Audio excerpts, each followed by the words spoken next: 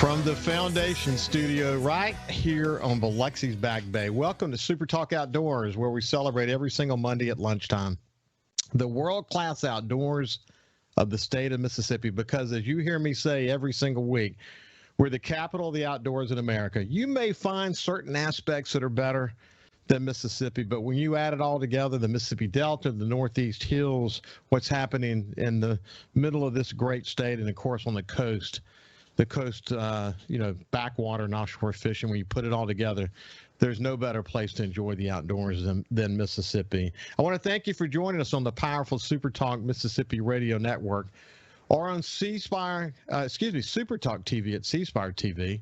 But if you're listening on Facebook, YouTube, or your favorite podcast, it is June the 20th, 2022. I hope you're having a great hot Monday. Man, it is hot outside. Be careful. For sure, be careful if you're outside. It's going to be a hot week in Mississippi. On the coast, it's forecast to be over 100 degrees Thursday. But at my place in the Mississippi Delta, and for those of you who are there, you know this, starting Wednesday, it is forecast to be 100 degrees for 5 straight days. And then, of course, if you add the heat index factors into that, we're talking about considerably hotter than that. So it's hot. I noticed there were a few jokes on the internet that I wanted to share with you. One said, it's so hot, I saw a bird pull a worm out of the ground with an oven mitt. Someone else said that chickens are laying hard-boiled eggs.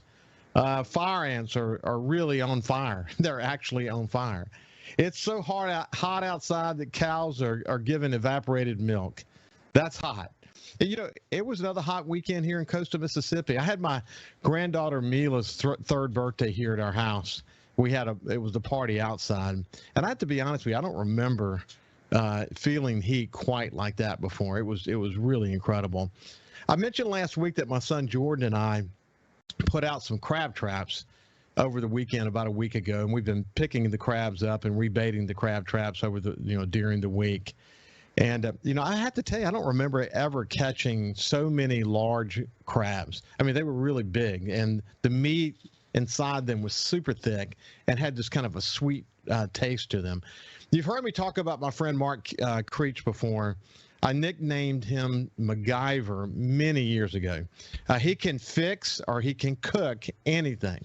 But his crab boiling recipe is one of the best I have ever tasted. We've used it for years. It's a never fail recipe. We in fact posted about the little Matthews crab boil on the Super Talk Outdoors Facebook page. So go there and take a look at life on Biloxi's Back Bay. And while you're there, like our page. We'd really appreciate it. We have a great show today. We're going to be visiting with Todd Adkins, who's Vice President of Government Affairs from the Sportsmen Alliance, and we're going to talk about some new policy changes that are going to affect the use of lead outdoors, and we'll talk about that in just a second. And the second part of the show, we're going to have Mike Stepp, who's the Park Administrator for the Mississippi Department of Wildlife, Fisheries, and Parks. He is currently at the Paul B. Johnson State Park, somewhere I spent a lot of my time growing up. I look forward to catching up with Mike here shortly. So without any further ado, let's move over to my friend Todd Adkins and just say, first of all, how you doing, my friend? Ricky, it's great to see you. It's really great. Hey, so we're going to talk about some of these policy changes here in just a second, but and I want to give people an understanding of what the Sportsmen's Alliance is. But you've literally made a career working in this sort of important area of sportsmen's rights and just in keeping our ability to enjoy the outdoors. Where did that love come from? Well, it's one of those things. Maybe it's a bit of a mystery, but I grew up in a very rural area. I kindly refer to myself as a redneck because I grew up hunting, fishing, and trapping and farming. And yeah, my neck was sunburned all the time. People always say, well, you're not, but you get my point. I grew up in the middle of nowhere, and I always had a shotgun, 22 rifle, fishing pole, set of traps with me. It just has always been the second love of my life at the end of the day, just something I've always had a deep and abiding passion for. And once I kind of got interested in politics, I said, well, I know who I want to protect. I'm going to be real personal about this. I want to protect me and my friends. and my family and what we do and what we care about. So at the end of the day, it's just always been with me. I have worked a little bit outside the arena, if you will, but not for very long. I keep coming back to work in the political arena on behalf of folks who hunt, folks who fish, and folks who trap. Again, protecting me and mine, if you will. Yeah. So where is in the middle of nowhere? Well, for me, that was Southwest Michigan, rural area of Southwest Michigan, farming community in Southwest Michigan. But since, when I turned 18, I actually moved to Maryland's Eastern Shore to become a waterfowl guide. Waterfowling has always been kind of number one for me.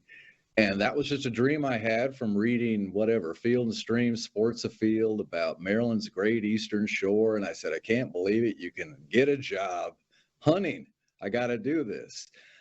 So since that time, I've lived all over this great country, including the Deep South. I probably have favored the Deep South. My son and my grandchildren continue to live in Memphis.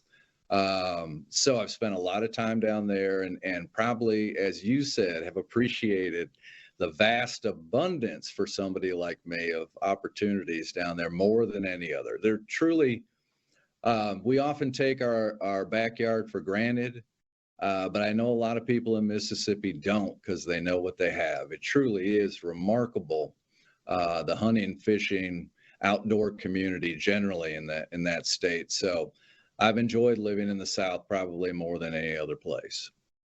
Yeah, it is a special place, and I've been fortunate throughout my life to have had the opportunity to travel all over the United States and kind of take it all in.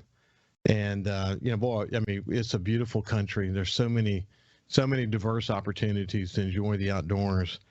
But when you come home, I never have taken it for granted what we have here in Mississippi. I've always soaked it up, and I owe that to my father and my grandfathers. Everybody's got a story of where they got the outdoors from, and if they didn't get it from their fathers or their grandfathers, they got it from a friend or someone. And once they got hooked, even if they were hooked as an adult, they stay hooked. You and I chatted a little bit actually about that during the time we were off the air. The outdoors is literally the ultimate neutralizer, isn't it? It truly, it's remarkable. As much as I've worked in politics, I've obviously, as all of us have, we've seen that in the public square in recent years. It's gotten extremely divided, right? Well, when it comes to the traditions that we all embrace, there's much, much less of that, thankfully. That this is a place, the outdoors, you're on the back of a boat, you're sitting in a duck blind, whatever it is, right? You're just at the local store talking about a big buck you saw in a given field or whatever. It truly is a place where the political barriers that separate us on so many issues can be still knocked down to a great degree. And, it is my great concern going forward, right, that we just keep it that way, that we understand this is a place for all of us to get together. And all of us have the common ground of this great enjoyment we have, engaging in these traditions that mean so much to all of us. And it's why I can get up every single morning, because I understand when we look across our landscape, the abundant fish and wildlife resources we have, are largely due to our community and hunters and anglers, kicking in every step of the way and being the backbone. And it's not just that we're attached to these activities. We understand how fish and wildlife management is supposed to work and how it has worked for us. So I hope that it remains among the last places where we can kind of join together for the common good, irrespective of the political team of the day, right? No doubt. It's unfortunate we live in a place in our country's history where the polarizing ends too often describe or determine what the debate's going to be. And then you add into that social media that uses advanced artificial intelligence to determine what's in our news feeds. And unfortunately, it makes it appear that everyone in our news feeds agrees with us. And that obviously adds to the division in a lot of ways. It's it's a strange place we find ourselves in, but at the end of the day, most of America is somewhere in the middle, and that's a good thing. Coming back to Mississippi, though, I tell you, when we just passed the Outdoor Stewardship Trust Fund this year, the Mississippi Legislature, Right. and I had lunch last week with the Lieutenant Governor Delbert Hosemann, and he's super excited about it. In my conversations with the Speaker of the House, he's super excited about it, about fully funding it for subsequent years in the $20 million range, and then the opportunity to match that with significant federal funds. Watching that take place, watching that legislation take place, and seeing so many people across the political spectrum come together for the good of Mississippi, it was something to behold. Hey, when we come back, we'll continue our conversation with Todd Adkins and talk about some issues that have come up as it relates to the use of lead. It's very important. We'll continue that conversation with Todd Adkins from the Sportsmen's Alliance. Leading the conversation on Mississippi's outdoors. It's Super Talk Outdoors with Ricky Matthews on Super Talk Mississippi.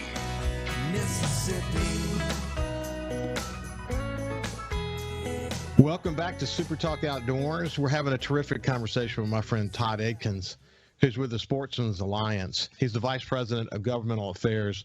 He does a lot of these conversations these days. They are super, super passionate about the outdoors and the role that sportsmen play to help preserve and conserve the outdoors. And anytime there's a threat to that, you're going to see organizations like the Sportsmen's Alliance come to the forefront and do what they can to kind of make sure we have that we preserve our rights as outdoorsmen, hunting, fishing, trapping, whatever that might be. Okay, so Todd, coming back to you, tell me about the Sportsmen's Alliance. Sure. So we're an organization, and I'm going to keep it real simple. Like, the legal technicalities don't really matter to people. Here's our mission. Our mission, we were formed in 1977 to fight the antis. And by the antis, I mean the anti-hunting groups like Humane Society of the United States and others who really just want to end us. And we know that. We know this, right? And we know that at the end of the day, year after year, they continue to seek leverage by passing laws at both the national and state levels to do various and sundry things with one goal in mind. And that goal is simple: end all hunting. So the Sportsmen's Alliance was put together after a ballot initiative had been qualified in the state of Ohio to end all trapping. And trapping is among the issues we continue to fight for today. And we often will come to a state where the antis have promoted or published or gathering signatures on a ballot initiative. It's not a problem that Mississippi has to worry about, but in a lot of other states in this country, especially on the East and West Coasts, they come into the state to pass a ballot initiative to ban X, Y, or Z. Again, with the overall goal to end all hunting. And on that point, one thing I would like to share, because I had the great fortune of working on behalf of gun owners in the state of Mississippi. It was just a fantastic time to work politics on that issue in the state. So I developed a lot of strong relationships. And I've lived in states where I don't have to worry about it as much as other states. And Mississippi, yes, is one of those states, and we can be very thankful for that.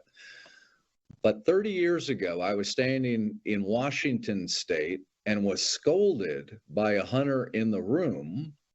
Todd, this is Washington. We don't have to worry about that stuff here. Well, if anybody knows anything about Washington these days, they will immediately recognize Washington has become a real problem. So my point is, we all have to remain ever vigilant and careful and understand that Humane Society and the other anti-hunting groups, they want it all. Whatever the issue is, we have to be vigilant, stand together, and not say, oh, we're good here, or I'm good here. They're coming after some other issue. They're not coming after me. They're not coming after deer hunters or turkey hunters or whatever it is, right? Standing together is how we protect ourselves going forward, right? So that's what Sportsmen's Alliance does, is we see a problem either in the Congress or somewhere in the states, and we head out there to fight the antis. Our mission statement is much longer than that.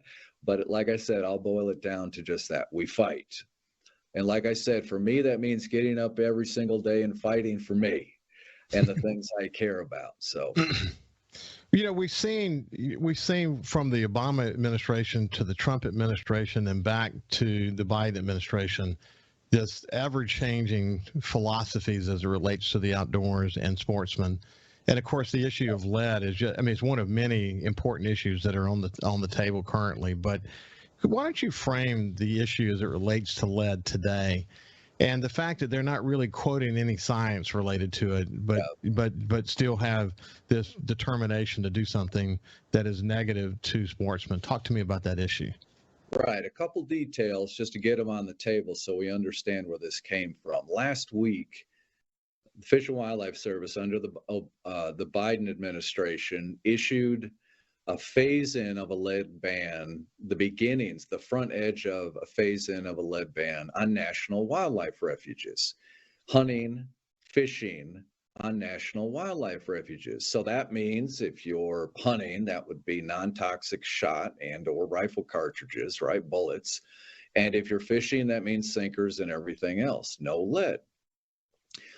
Well, you have to look at the grand picture, because this rule in and of itself talks about the future, talks about a phase-in on these properties, not those properties. But when you put it in the grand context, you begin to understand that the Center for Biological Diversity, right? This is one of the premier these days, I hate to use that word, but the top anti-hunting environmental extremist organizations has been seeking to ban lead use on public lands from the get-go, and they file suit. So after the Trump administration had expanded hunting and fishing opportunities in 2020 on a host of refuges, CBD, the Center for Biological Diversity, actually filed suit. The main center of that lawsuit was the use of lead in ammunition and fishing tackle. Okay? All right, so they file suit. The Fish and Wildlife Service actually agrees to enter into settlement negotiations with them about that just this past February, leaving us out in the dark. What's happening here? That we weren't consulted. Nobody was consulted. They were just going to talk about what they were going to do about this lawsuit. We know that CBD wants to ban all lead, right? What is their grand purpose? To end all hunting. Right? This doesn't have anything to do with the environment, doesn't have anything to do with wildlife. The object is to end all hunting. So then last week, when we see the Biden administration come forward with a new rule, which is kind of a step in CBD's direction to ban lead at some future date, 2026, in ammunition and tackle, we know the jig is up. We know what's going on here. And we can't ever forget that under the Obama administration, in fact, the last day of the Obama administration, the current director at that time of Fish and Wildlife Service banned lead on national wildlife refuges, just as basically like an executive order. It's banned, can't use it, hunting, fishing, no longer. And what you said is so critical here. This rule that Fish and Wildlife Service issued last week contains no scientific data, no reference to specific studies that show lead ammo or lead fishing tackle poses a significant risk to wildlife populations. It's almost like they just take it as a given. Lead is toxic and thereby it's a problem. Well, a basic tenet of effective fish and wildlife management is science leads the decision making based on population level dynamics. None of that in this rule. So when you step back to 30,000 feet and think about this, it all comes clearly in focus. CBD wants lead gone. They want hunting gone, right? They want sportsmen gone from the landscape. And we see this rulemaking from last week as just another piece in that grand scheme coming together. Todd, what can we do about it? Well, thankfully, in a way, that this was a federal rulemaking, we call it, and everybody and anybody can put together comments about this proposed rulemaking. It's not a technical rulemaking. As I said, there's no scientific formulas in it.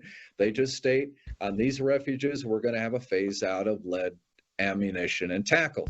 And they can go to our website, and if they're members of other organizations like Shooting Sports Foundation, Safari Club, they've posted on their websites too. Go to our website, Sportsmen's, that's with an E, sportsmensalliance.org, and we've got a post about this with directions about how you can comment. You can also reach out to your elected officials at the national level and say, hey, Congressman, hey, U.S. Senator, this is not cool. Fish and Wildlife Service is just running roughshod over sportsmen. And again, we're not saying that we disagree with the scientific method. We're saying you have to provide the scientific method when you make a decision that's this drastic in scope. Because we know everybody out there who shoots, hunts, buys ammo for any reason, wow, it's sky high. And it's been sky high for a while now. Well, let's add then a lead ban on top of that, and everybody has to convert over to non-toxic type materials. That's going to mean more expense, more shortages, etc. You have to show us the science of that necessity for Americans, hunters and shooters, to go through that. We accept science, right? That's what Fish and Wildlife Management is all about. We understand it, but you can't just do something because it's on your wish list without providing evidence that it's necessary. Todd, it's going to be interesting. The thing about changing from one administration to the other, from Democrats to Republicans and back to Democrats, is that we may be in a cycle where we're constantly going through putting these policies in place and then taking them away again, and so on and so on. But listen, I'll have you back again. I've enjoyed really getting to know you. The Sportsmen's Alliance is doing incredibly important work. We got to stay focused on not letting the drip, drip, drip happen, because that's what leads to total bans. Yeah. But anyway, for now, it's been a pleasure to spend some time with you, Todd. Thank you, Ricky. I appreciate you. You bet. You bet. When we come back, we'll continue our conversation. We'll see you out there. From the Foundation Studio right here on Biloxi's Back Bay, welcome back to Super Talk Outdoors as we listen to my friend Steve Azar's One Mississippi, which incidentally was signed into law as the new state song last week in this big ceremony in Jackson with the governor and lieutenant governor and speaker of the House and a lot of Steve's family. I was so proud of Steve, but I'm really proud for Mississippi. We needed to turn the page from that old song that was not appropriate for Mississippi any longer. Steve's new song, One Mississippi, is the ultimate song. If you haven't really heard the whole thing, go to YouTube and look up Steve Azar, One Mississippi. Watch the full video. I think you'll be glad you did, but it's a great song that covers every corner of Mississippi. I also enjoyed that conversation about the Sportsmen's Alliance. We need organizations like that are standing up for sportsmen across the United States. And we'll have Todd back on and continue the conversation in the near future. Okay, so now let's shift gears and move over to my friend Mike Stepp, who's a park administrator for the Mississippi Department of Wildlife, Fisheries, and Parks. And as I mentioned at the beginning of the show, he's actually at the Paul B. Johnson State Park in Hattiesburg. And man, I spent half my life there growing up. That was a super special place. But without any further ado, how you doing, my friend? Having a good day, working hard as usual. I bet, look, we're going to talk. You've been to a lot of state parks in Mississippi, and we're lucky in that we have so many incredible state parks across this state, and a lot of effort actually this year by the legislature to continue to kind of step up the opportunity they have to invest in our state parks, which I think we can't invest enough, because it's really this incredible crown jewel we have here as far as enjoying the outdoors. But it's hot outside, isn't it? You having to deal with that with your people and the people who visit there? Yes, sir. But it's nice to be able to get into the water and enjoy the lake and boating and that kind of thing. So it helps to have a nice lake at your state park. Well, look, growing up, my family had an RV. We always had an RV. And I think my father's favorite place to go was Paul B. Johnson State Park. So we'd go up there, especially in the summers, and we'd have the RV there. It gave him a chance to kind of drive back and forth while the family kind of enjoyed time there during the day, so he could also work. But You know, it hasn't changed a whole lot over all these years. That's what's so cool about it. I can go drive through there today and have memories of what was going on there, 40, 50 years ago. That's one of the draws of that. The family traditions that are connected to Paul B. Johnson State Park, or really any state park in Mississippi for that matter. Yes, sir. There's a lot of families that just return religiously for vacations and family outings, family reunions. It's a great place to come to. Really, all the state parks share that in common because everybody's got a following of people that go to that particular park or that particular destination. And so it's always nice to have new people come in also. Tell me about, how did you, I see that you've been, and we'll give people an idea of where some of those state parks are. You've been in a really unique position now that you're at Paul B. Johnson State Park. Looking back, you have a good perspective on other parks across the state of Mississippi.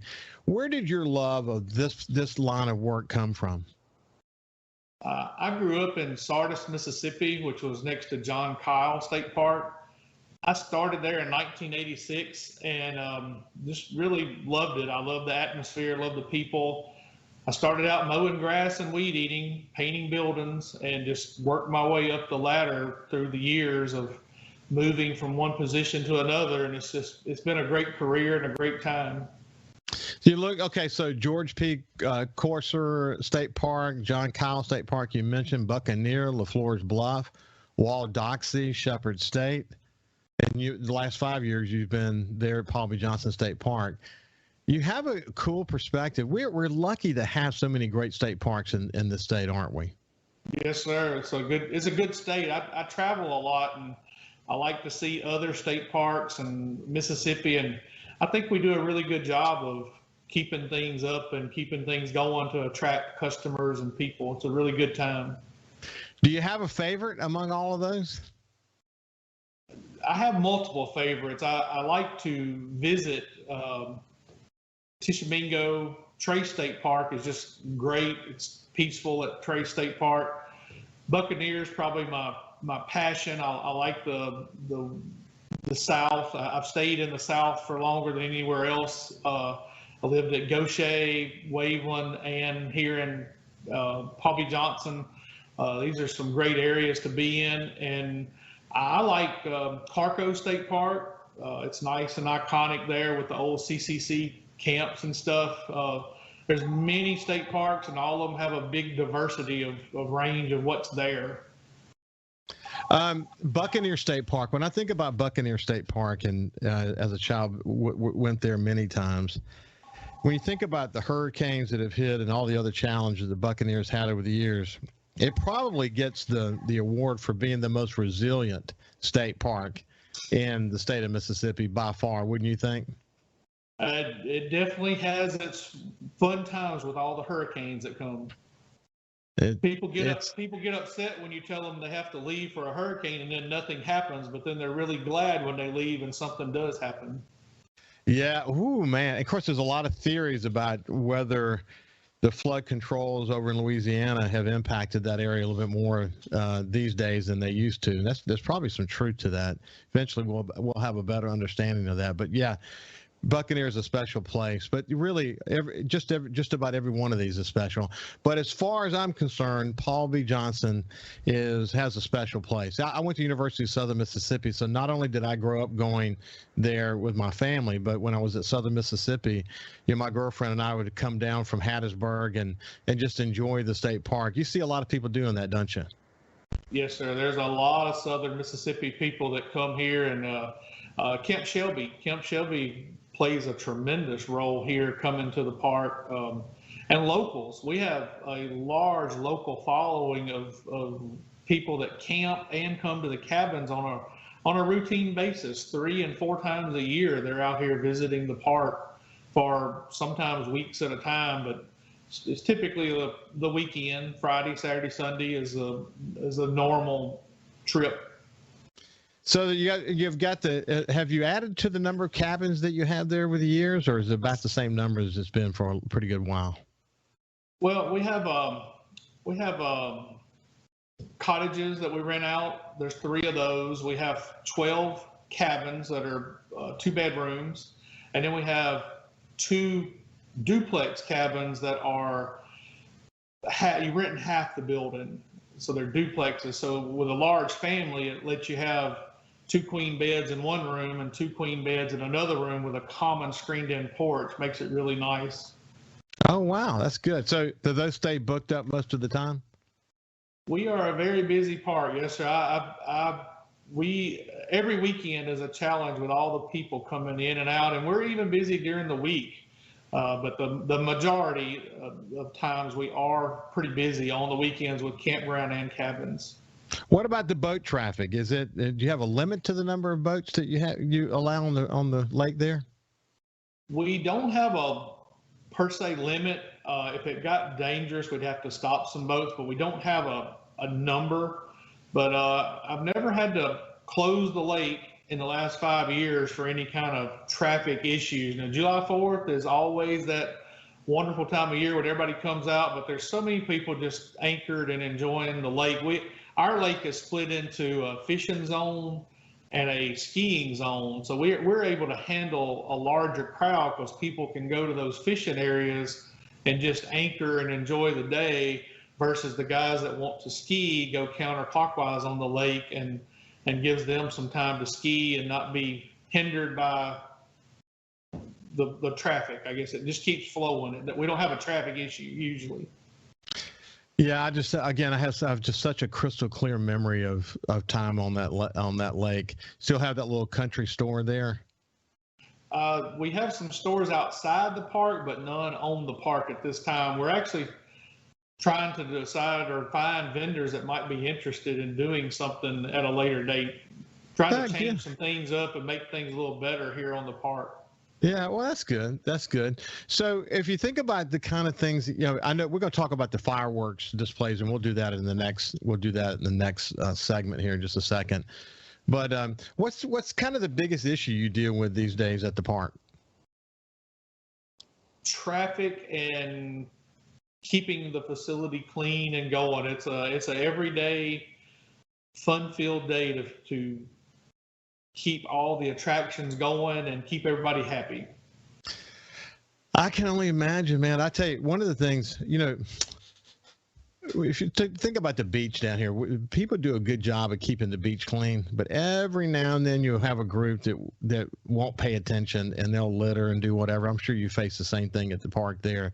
When we come back, we'll continue our conversation with my friend, Mike Stepp, who's actually an administrator for the Mississippi Department of Wildlife, Fisheries, and Parks in the park area. He's actually located at Paul B. Johnson State Park.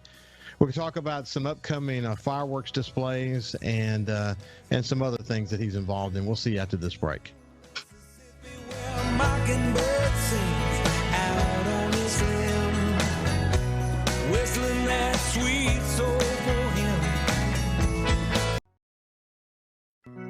We live in one of the best places in America to enjoy the outdoors. So let's talk about it. It's Super Talk Outdoors with Ricky Matthews on Super Talk Mississippi. Welcome back to Super Talk Outdoors. We're talking state parks, and in particular, really, Paul B. Johnson State Park, because the administrator, who's been there about 5 years, he's been at many other state parks across the state of Mississippi. Mike Stepp, who's joining us today, he's a park administrator for the Mississippi Department of Wildlife, Fisheries, and Parks. One of the things we were talking about during the break is that Highway 49 for so long, I would maybe 50, 60 years, really needed to be worked on. It was in some areas it was too much slope, and in other areas too many trees. And if you look at what's happened to 49 over the last several years, as they've continued this construction work to make it safer and to make it so you can get from Jackson to the coast faster. It's really done well, but actually it's required them to do a lot of work at the entrance to Paul B. Johnson State Park. What's the status of the situation there now, Mike? Luckily, they just got it opened up in front of the park, so now we have a new interchange in front of the park.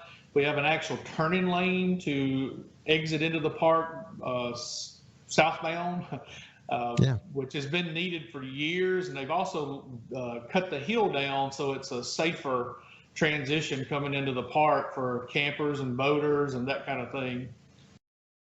Yeah, cutting the hills down. They cut a lot of hills down, actually, on that large stretch there. But I bet it's a lot safer now, huh? It is. Before all the construction, we had trees on both sides of the median, and it was like you couldn't see, and everybody was just gunning it to get out into the highway. So this is much safer, much better, I think, in my opinion. Very, very good. So look, 4th of July is always a busy time there. Tell me about some of the activities coming up on 4th of July. We really just let the people come out here and enjoy the park, enjoy the barbecue and cooking. We usually draw a very large crowd. We count cars as they come in, so I don't have an actual people total, but we have 125 campsites. We have 19 cabins. We have 6 pavilions that hold anywhere from 40 to 75 people. All of those will be booked and used on top of the extra 3,000 to 4,000 people that show up to watch the fireworks show that occurs at 9 p.m. It's really a good show. It lasts for about 20 to 22 minutes each year. We have this long production, and it's usually pretty good to watch. The stuff that you mentioned at the beginning, the pavilions, et cetera, all that is you lease out ahead of time. But what about picnic tables and all that? Is that first come, first serve? The rest of the picnic tables that are not underneath the pavilions are first come, first serve, and it's people everywhere for July the 4th. It's a good undertaking. I get a lot of help from the local sheriff's department, fire department, from Forest County. AAA ambulance service comes out because there's so many people on the park. It's just a good, fun, safe day to be at the state park. I saw that Artisan Pyrotechnics from right there in Wiggins is going to be doing the fireworks display. You guys invest in a pretty substantial fireworks display, don't you? Yes, sir. It's one of the largest. I mean, I don't know about largest, but it is a 22-minute show. Is a lot of fireworks. There's over almost 3,000 shells being shot for the show, and it's a huge undertaking, and it's quite fun to do. I noticed you got a long list of partners that are involved. It takes a lot to pull off a festive weekend like 4th of July at a state park. Like, for example, the Forest County Board of Supervisors, and et cetera. But it takes a team of people to pull this off, doesn't it? It does. The Board of Supervisors has always supported this park very, very easily. If I need anything, they're always helpful to the park. They actually help us with the fireworks display, and then on top of that, they let the sheriff's department come out, and the fire department. The fire department has to be here to meet the fire code for the state fire marshal's office, and plus we have extra volunteers that assist us because we have to direct traffic and clean the restrooms and keep the grounds clean. It's a busy, fun day. I'm always ready for the 5th of July. I bet you are.